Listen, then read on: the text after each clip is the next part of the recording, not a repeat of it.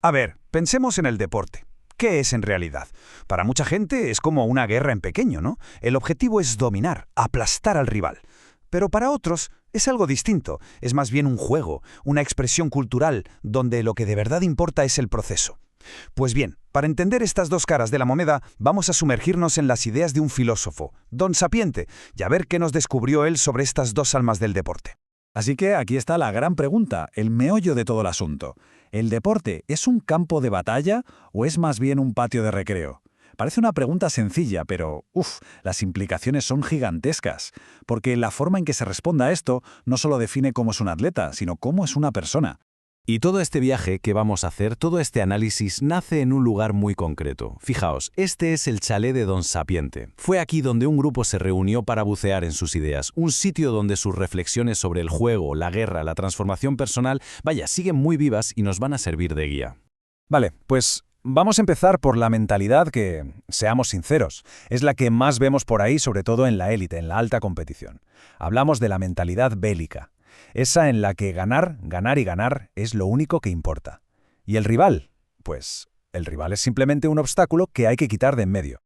Mirad, esta frase de un futbolista que participaba en esas charlas con Don Sapiente es que lo clava.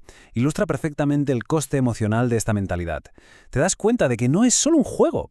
Aquí el ego, la propia identidad, el valor como persona, todo está en la línea de fuego. Y claro, con esa presión, la emoción que domina es la ansiedad, por supuesto. Entonces, la clave de la personalidad bélica es esta. El otro, el rival, es siempre una amenaza. Siempre. Todo se basa en una idea de escasez. O sea, para que yo gane, tú tienes que perder. No hay más. Y la identidad de uno mismo se construye sobre esa superioridad, sobre ser mejor que los demás, no sobre la colaboración. Pero ojo, porque hay otra forma de verlo. Una alternativa radical que lo pone todo patas arriba. Una manera de entender el deporte no como un duelo, sino como un dúo. Vamos a ver ahora qué es esto de la mentalidad lúdica, porque lo cambia absolutamente todo. Y para entenderlo, nada mejor que esta reflexión de un aikidoka. Fijaos qué cambio de chip. El oponente ya no es un estorbo, es que es necesario para que seamos mejores. Es esa resistencia la que nos obliga a crecer, a superarnos. Claro, con esta mentalidad lúdica, la motivación viene de dentro. No se juega para ganar, se juega por el puro placer de jugar.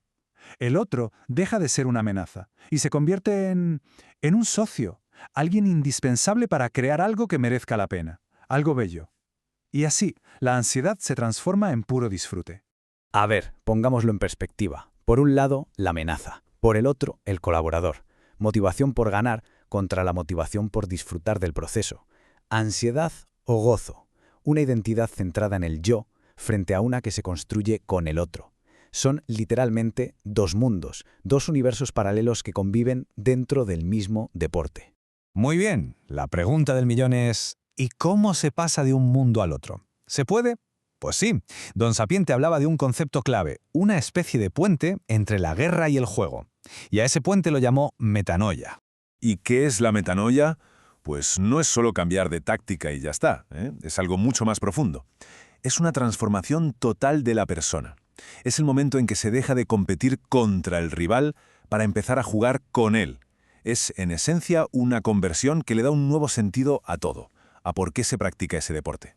Don Sapiente decía que este viaje interior suele tener tres fases. Primero está la del egoísta, la persona que solo piensa en ganar y en demostrar que es superior. Después, con muchísima disciplina, con la técnica, llega la del disciplinado, donde uno se va vaciando de ese ego, y al final se llega a la fase del artista. Ahí es cuando ya no juegas tú, es el juego el que te juega a ti. El resultado de toda esa transformación es algo que seguro que hemos oído nombrar, el estado de flujo o flow.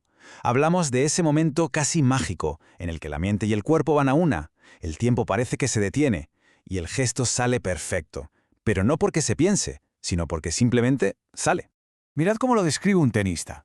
¿Qué es esto? Exactamente esto. No es la persona quien juega, es el juego quien toma las riendas. El ego se esfuma y lo que queda es movimiento en estado puro. Esa, digamos, es la cima de la metanoia en el deporte.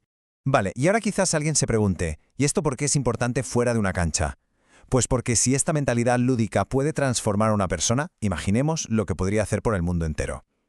Y es que el deporte, cuando saca lo mejor de sí mismo, ya nos ha dado algunas pistas.